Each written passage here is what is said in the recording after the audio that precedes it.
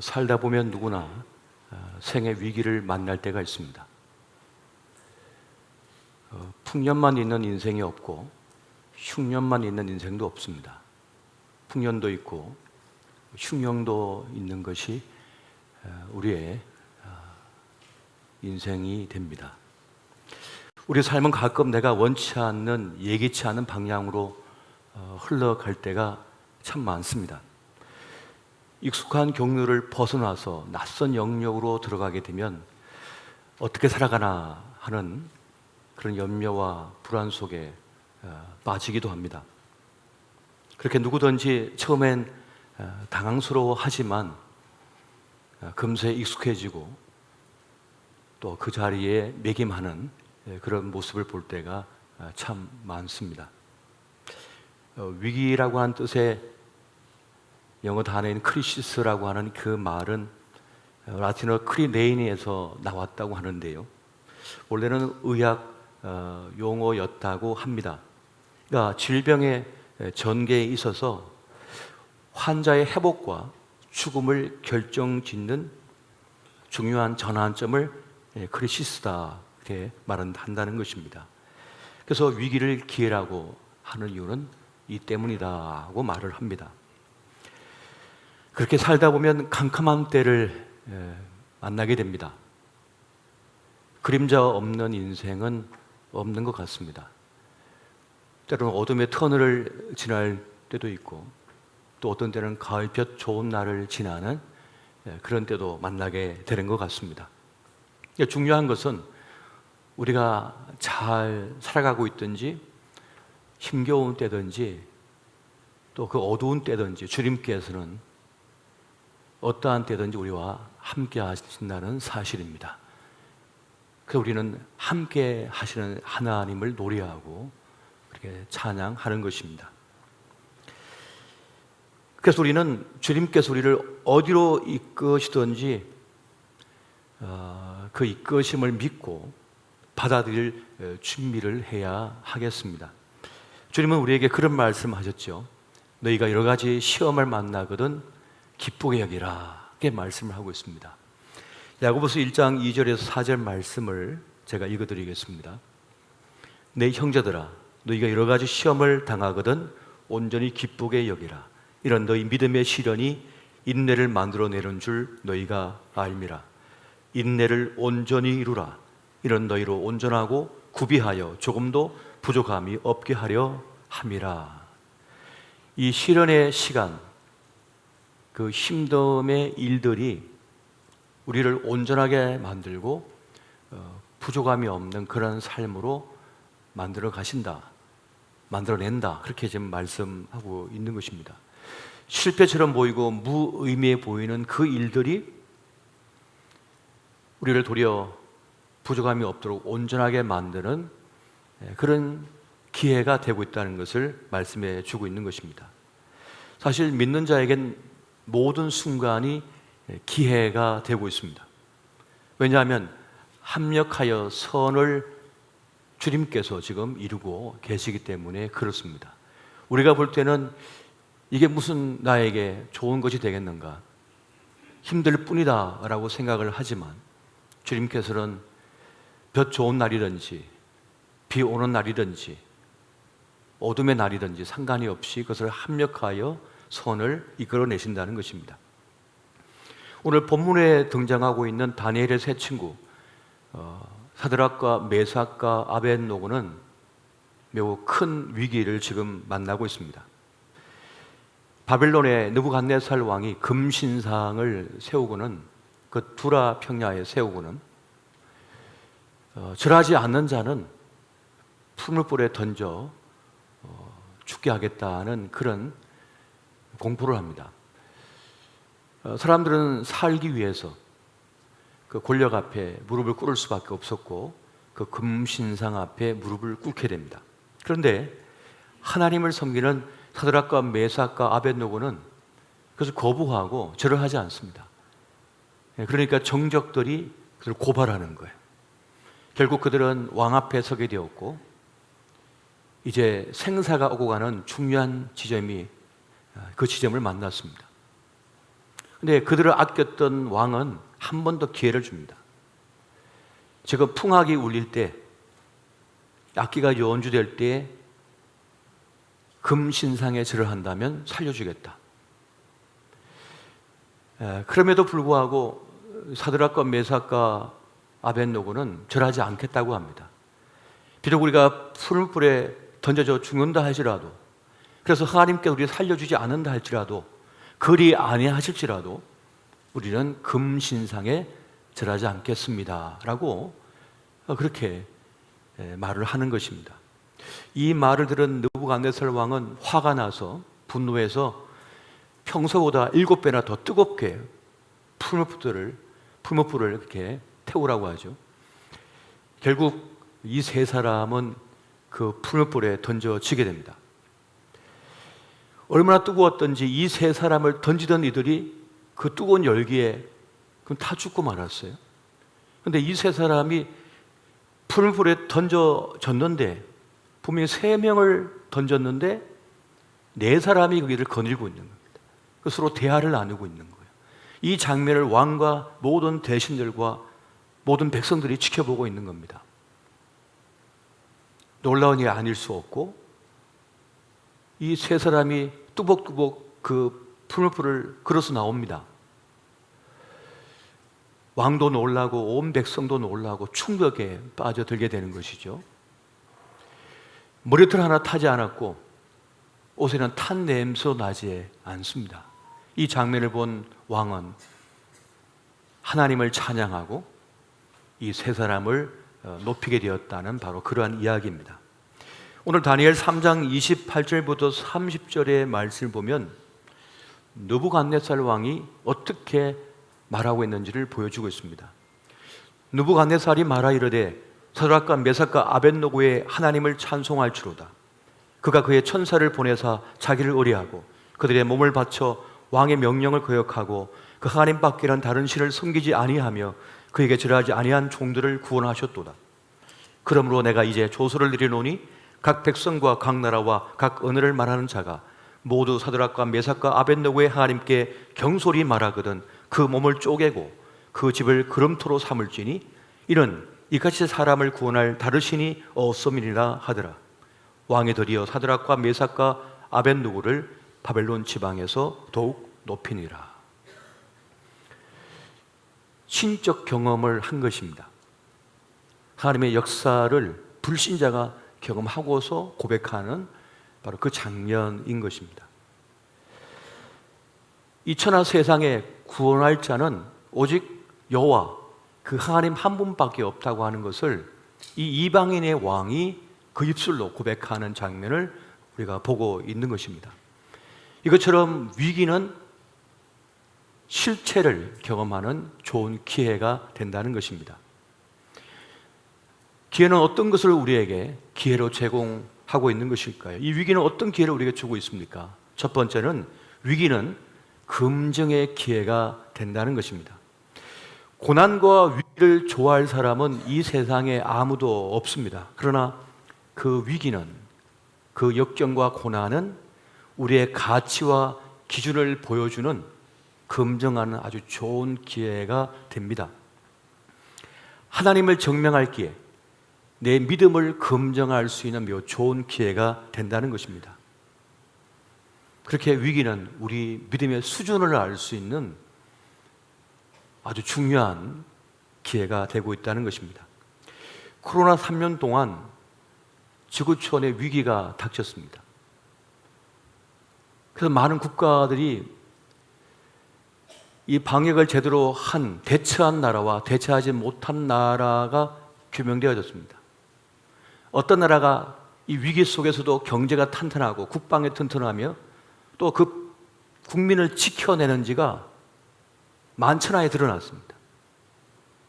겉은 화려했으나 실속이 없었던 나라들은 그 기반이 흔들렸습니다.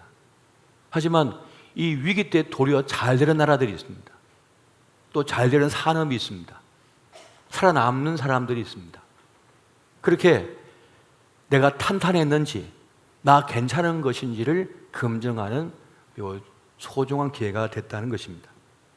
그리고 교회들도 그 교회가 건실한 교회였는지, 그 기반이 튼실한 교회였는지 그것을 아는 매우 중요한 계기가 되었다는 것입니다.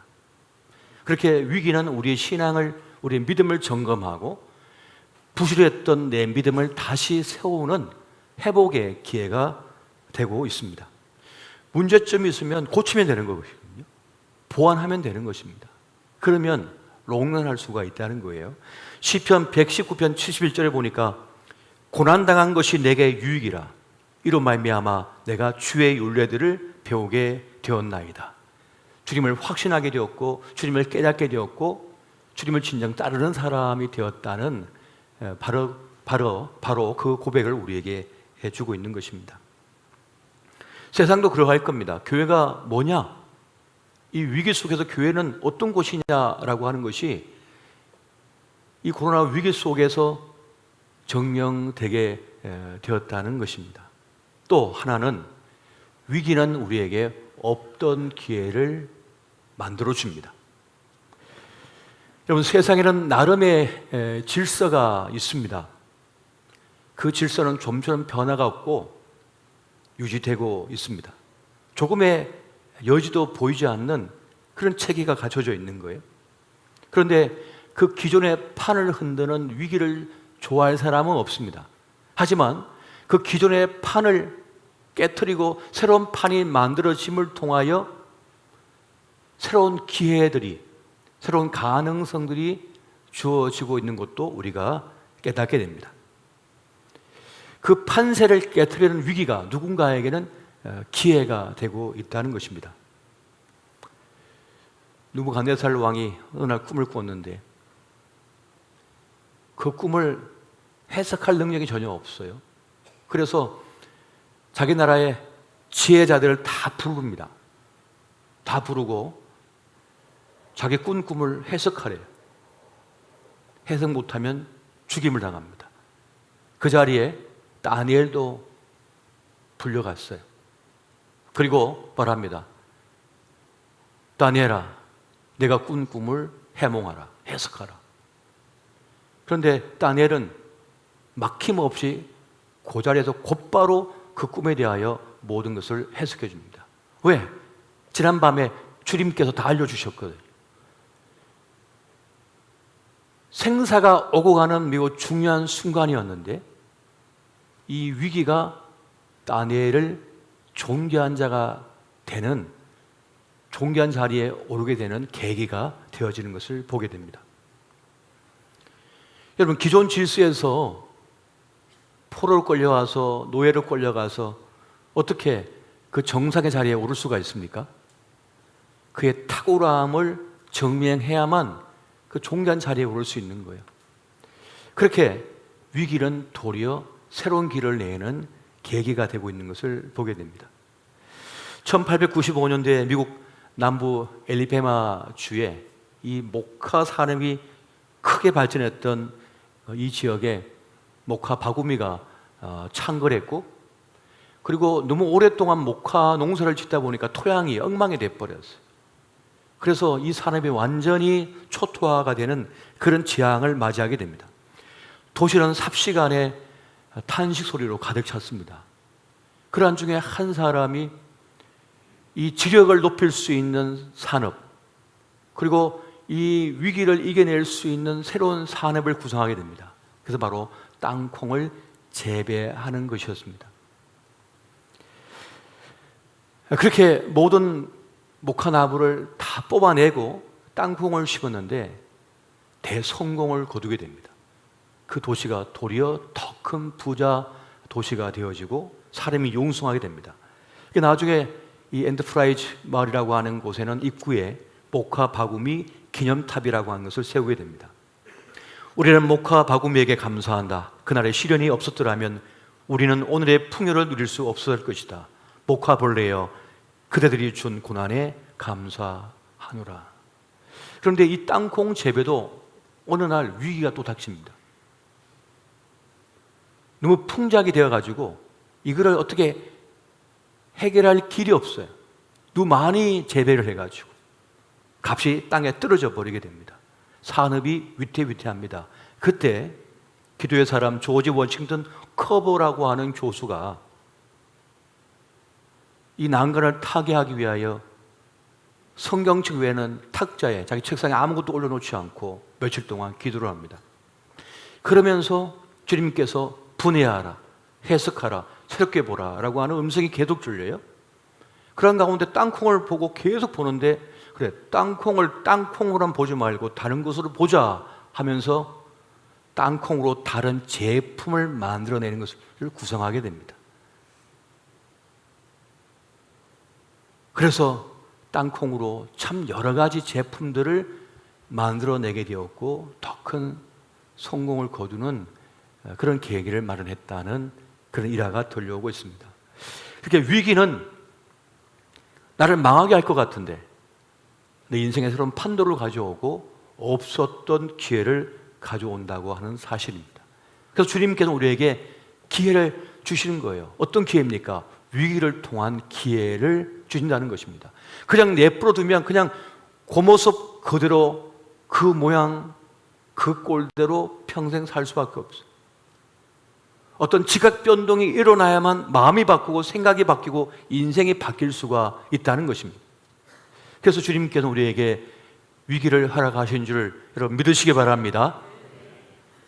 또 위기는 우리에게 복음의 기회를 제공하고 있습니다. 로더니 스타크가 쓴 기독교의 발흥이라고 하는 책이 있는데요. 전에 한번 읽었습니다만 이번에 말씀을 준비하면서 다시 그 책을 꺼내서 읽어보았습니다. 12사도로 시작한 이 예수님의 이 사역은, 이 복음의 역사가 불과 300년 만에 로마 제국을 다 뒤덮었거든요. 이것이 어떻게 가능했는지를 사회과학적으로 분석한 그런 책이었습니다. 로마 황제 마르쿠스 아우렐리우스가 통치하던 165년경에 천연두로 의심되는 역병이 창궐하게 됩니다. 그런데 이것이 15년간 지속돼요. 15년간 로마 제국 전체를 뒤덮으니까 사람들이 죽어나가기 시작해요. 치료 방법이 없어요. 사람들이 다 죽어나가는 겁니다. 그리고 이 일로 인하여 어떻게 살아날 길이 없었는데 그 위기 속에서 좌절하지 않고 굴복당하지 않고 살아내는 사람들이 있었습니다. 누구였을까요? 그리스도인들이었어요. 그리스도인들은 그 역병이 도는 중에도 자기만 생각하지 않고 이웃 사람들을 돌보기 시작했다는 겁니다. 이것이 많은 사람들의 마음을 열어놓기 시작했습니다. 251년에는 또 다른 역병이 이 로마 제국에 창궐하게 됩니다. 그때도 이 그리스도인들은 이 인종을 가리지 아니하고 그 사람의 신분을 가리지 않고 신앙, 종교 상관이 없이 병든 이들은 돌보기 시작했고 죽은 시체가 있으면 화장을 하고 매장을 했습니다. 그리고 고아가 생겼을 때는 고아를 데려다가 먹이기 시작했어요. 이 헌신과 수고가 이 로마 제국 안에 있던 수많은 이방 사람들의 마음을 움직이기 시작했습니다. 여러분, 복음이 뭡니까? 그냥 입으로 떠든다고 복음이 됩니까? 역사가 일어납니까? 땀을 흘려야 되고 피를 흘려야 되고 헌신이 없으면 복음은 아무것도 아닙니다. 주님께서 왜 십자가에 달리셨습니까? 피 흘리셨습니까? 십자가에 달려 피 흘리지 아니하면 역사가 일어나지 않기 때문입니다. 말로만 될 것 같으면 입으로 떠들기만 하면 되겠죠. 그런데 그렇게 하지 않으셨어요. 말씀도 하셨지만 그 말씀대로 자기를 십자가에 바치신 거예요. 그 주님의 십자가를 쫓아서 그리스도인들은 자기도 위험할 걸 뻔히 알면서도 이웃들을 돌보기 시작했다는 것입니다. 그렇게 1세기가 지난 후 362년 유리아누스 황제는 갈라디아의 한 대사제에게 편지를 썼다고 해요. 그 편지의 내용을 보면 이런 것입니다. 그리스도인들은 자기들에게 속한 자들만 돕는 것이 아니라 신분을 떠나서, 종교를 떠나서 그가 어떤 형편에 처해 있든지 아낌없이 돌보고 있다. 그것이 이 그리스도교의 성장의 원인인 것 같다. 그러니까 우리 로마 제국의 종교가 그걸 넘어서야 되지 않겠냐고, 그들을 넘어서야 되지 않겠냐는 그런 편지를 보낸 그 내용을 보게 됩니다. 그러니까 당시에 그리스도인들이 얼마나 큰 영향을 미쳤는지를 여기서 볼 수가 있는 것입니다. 삶은 누구나 힘듭니다. 힘들지 않은 사람은 없습니다. 근데 그 힘든 때에 누군가 나를 아껴주고 위해주고 돌봐주고 사랑해줄 때 사람의 마음은 움직이게 되어 있습니다. 마음은 열어지게 되어 있는 거예요. 그래서 위기는 뭡니까? 복음의 기회가 되고 있다는 것입니다. 그렇기 때문에 지금 코로나 이후에 여전히 경제가 힘들고 또 러시아 우크라이나 이 전쟁 때문에 전 세계 경제가 흔들흔들할 때, 이때야말로 우리가 사랑을 전하고 누군가를 위로하고 누군가를 돌봐주고 그렇게 사랑을 베풀 때 복음의 역사가 일어나는 줄 여러분 믿으시기 바랍니다. 그리고 여러분, 그렇게 위기는 우리 새 삶의 기회가 되고 있습니다. 새로운 삶을 만들어내는 기회가 되고 있는 것입니다. 에드윈 콜이라고 하는 사람은 그런 말을 하는데요. 위기는 위험한 바람을 타고 오는 기회이다. 욥기 23장 10절에 보면 이런 말씀이 있죠. 그러나 내가 가는 길을 그가 아시나니 그가 나를 단련하신 후에는 내가 숨금같이 되어 나오리라. 믿으십니까? 숨금은 좋아하시는데 나를 단련하시는 건 별로 안 좋아하는 분들이 많이 계시는 것 같습니다. 한 공학자가 말하는 보석이 만들어지는 과정에 대하여서 들은 적이 있는데, 여러분, 알루미늄이 산화하면 알루미나가 된다고 해요. 그렇게 산화 중에 철, 크롬 등 불순물이 들어가게 되면 그 불순물에 의해서 여러 가지 보석이 만들어진다고 합니다. 루비나 사파이어나 에메랄드 등이 나온다고 해요. 근데 그 물질로 보면 그 산화의 과정은 고통이고 아픔이거든요. 마치 진주가 만들어지듯 말이에요. 모래알이 들어가서 진주가, 큰 진주가 만들어지는 것처럼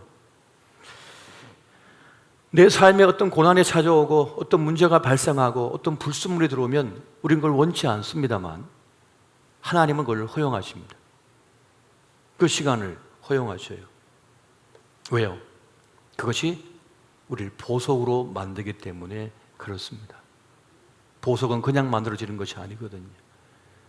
구매한 인격과 성품과 또 튼실한 믿음은 그냥 만들어지는 것이 아닙니다. 진짜 믿음은 고난과 역경을 통과해야만 만들어지는 것임을 우리가 잊지 말아야 하겠습니다. 많은 분들은 지금 내가 당한 억울한 일, 힘겨운 일, 갑자기 닥치는 여러 가지 문제들 앞에 좌절하면서 그 문제만 계속 묵상합니다. 그때는 주님께서 뭐라고 했습니까?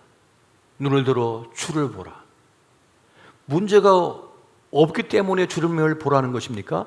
문제가 있기 때문에 주님을 보라고 지금 말씀하고 있는 것입니다.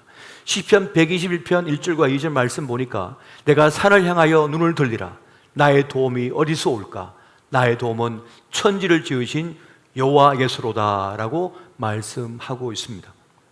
그래서 산은 시온을 가리키는 말인 동시에 하나님을 가리키는 그러한 뜻이 됩니다. 여기서 중요한 것은 눈을 들라입니다. 눈을 들게 되면, 눈을 들어 주님을 바라보게 되면 그 문제에서 벗어나게 됩니다. 그 문제에서 거리두기를 하게 돼요. 그 나를 압도했던 문제에서 벗어나는 나를 경험하게 됩니다. 그러면서 무엇을 발견하냐면 그 닥친 문제만 보는 것이 아니라 이 문제를 통하여 나를 만지시는 하나님을 깨닫게 됩니다. 이 과정을 통해서 달라진 내 마음, 성숙해진 내 마음, 세상을 새롭게 바라보는 내 시선, 불쑥 커버린 나의 믿음, 견고해진 내 믿음을 발견하게 되는 것입니다. 현실은요, 우리 계속 몰아대요. 계속 몰아붙입니다. 너 큰일 났다. 너 이제 죽는다. 너 끝이다. 너에겐 계획이 없다. 너에겐 아무 소망이 없다. 계속 문제로 우리를 압박하고 우리를 삼켜버립니다. 근데 그것이 아니라 눈을 들어 주를 보라. 그 문제를 바라보지 않고 그 문제를 나에게 허락하신 주님을 바라보는 거예요. 왜 나에게 이 문제를 주셨습니까? 왜 이 과정을 통과하게 하셨습니까? 왜 그 사람과 헤어지게 만들었습니까? 왜 그 직장 잃게 만드셨습니까? 왜 나에게 이런 질병이 오게 했습니까? 왜 나에게 이런 아픔을 주십니까? 그런데 눈을 들어 주님을 바라보는 순간 세상의 해석이 아니라 하나님의 해석, 하나님의 메시지를 듣게 되는 것입니다. 주님께서는 우리를 더 구비하여 온전하며 부족함이 없는 내 삶을 오롯이 살아가도록 주님께서는 만드시기 위하여, 더 큰 믿음을 주시기 위하여, 더 나은 인생이 되게 하기 위하여 주님은 그 고난을 허락하신 줄 여러분 믿으시기 바랍니다. 늘 말씀드립니다만은 어릴 때는 그런 생각을 했어요. 주님은 왜 나를 이 시골 구석에 태어나게 하셔서 저 서울 강남에 태어나게 하시지? 사춘기 때 진짜 그런 생각을 했어요. 그래서 그 낙동강 그 높은 떡이 올라가서 그 아래를 내다보면서 그랬어요. 한 동네에서 19년을 한번 살아보십시오. 시골 촌구석에서. 그러면 답답해요, 사람이. 막 뛰쳐나가고 싶은 거예요. 막 피가 끓잖아요. 젊음에 피가 막 끓잖아요. 근데 거기서 만약에 제가 주님을 믿지 않았다면 거기서 한탄하고 살았을 텐데, 아, 주님께서 여기에 살게 하신 이유가 있었을 거야. 나를 이렇게 하신 이유가 있을 거야. 또 신학교 시대는 왜 이렇게 힘겨웠는지, 왜 이렇게 고생을 많이 하게 만드셨는지 주님께서. 근데 지금 생각해 보면, 아, 그런 과정 여건이 있으니까 지금까지 왔구나. 저번에 총회를 다녀오면서 올로 목사님과 함께 이제 제가 운전하고 옆에 앉아 계신데 이제 서로 지난 날들을 얘기를 서로 주고받았어요. 목사님이 이렇게 살았다고 하시고 또 저는 이렇게 살았다고 말씀을 드리고 그러면서, 아, 저는 목사들, 장로아들이 제일 부러웠습니다. 그래서 저는 믿지 않은 부모님이셔가지고 그렇게 반대를 하시고 이렇게 힘겹게 신학교 시절을 보냈네요. 그랬더니, 그랬으니까 최 목사가 여기 있지. 저한테 그러시더라고요. 그런 연단의 과정을 거치지 않으면 인생의 무게를 감당할 수가 없고 주님께서 맡기신 사명을 감당해낼 수가 없는 것입니다. 주님께서는 그 고난의 과정을, 터널을 지나게 하시는 거예요. 여러분, 그냥 되는 것은 아무것도 없지 않습니까? 그냥 주어지는 건 아무것도 없습니다. 때로는 땀을 흘려야 되고요. 때로는 눈물을 흘려야 됩니다. 때로는 피를 흘려야 됩니다.